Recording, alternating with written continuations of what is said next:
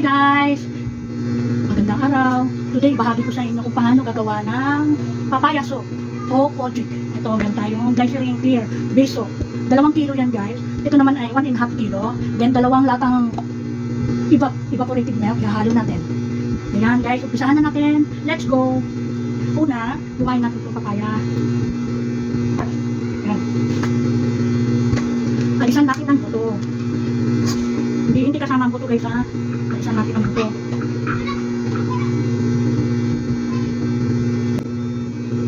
Ayan. Alisan natin ang buto. 1.5 kilo ito guys. Ayan. Then, kayurin natin. Then, kayurin natin.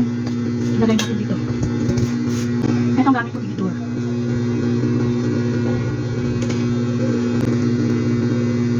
Kayurin natin guys hanggang sa matapos. Ayan. Gawa na lang tayo ng sarili natin sabon. Ito ay tiyak na organic talaga. Walang chemicals. Ayan. Okay. Ito na siya guys. Ayan. Ito na yung nagawa natin sa 1.5 kilo. Ayan. Then, ito naman ang gagawin natin. Pagkawain natin ang maliliit. Dahan-dahan lang guys kasi ito ay madulas. Ayan. Madulas siya guys eh. Mas madali pang ganito. Ayun. Iwain lang natin ang pa-cubes guys. Ayan. Ayan. Ayan. Ayan. Ilagay na natin sa palangga ng kawali. Ito. Palangga ng kawali.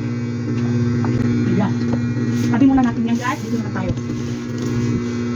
Nahalo na natin yung 2 bag.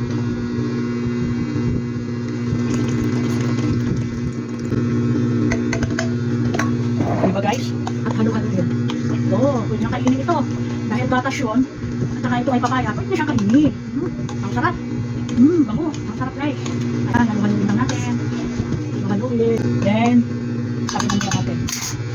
Hi guys, isasalang natin sa mahinang apoy. Ayan. Ayan, hayaan natin matunaw. Konti na lang guys, ito ayan, meron pa siyang buo. Ito yung base soap. Tunaw na siya guys, isunod naman natin ito. Ito, papaya. Ayan. Ayan siya guys. Lutuin lang natin ito.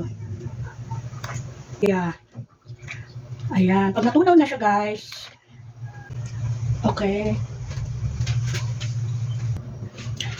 Ito na siya guys. Ayan.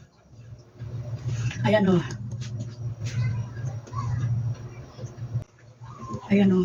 Okay na yan o. Then lagyan natin ng 1 basong tubig.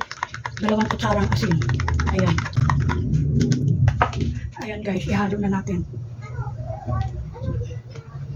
Pwede na natin patayin na yung apoy. Ayan. Nahalo na yung asin. Pwede na natin patayin yung apoy. Ito na guys, pahalin ko na. Ayan, gasalin na natin sa molder para lamigin na natin. Yan. Ito na yung gawa ko guys. Ayan. Na molder. Then, meron na tayong sabon. Papaya soap sa mukha. Pampaputi.